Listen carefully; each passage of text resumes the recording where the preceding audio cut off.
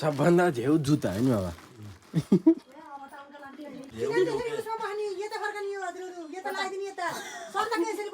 अब यसले मिलेन क्या यो नभएका भए यहाँ बस्ने हुन्थ्यो होइन सबभन्दा झेउ अब यसले मिलेन क्या समस्या यो हो क्या केही हुन्न क्यारेर त जुत्ता यसो खोले त भइहाल्छ यता बस्यो नि हुन्थ्यो एकचोटि लाएपछि त भनेको कुरो मैले एकचोटि नलाउँदाखेरि बिहान लाउँदा जसरी यतै गर्नै पर्यो नभए त हुन्छ क्या फेरि त हुन्छ त्यो जे गर्दा आफूलाई सजिलो हुन्छ त्यही गरेर केही फरक पर्दैन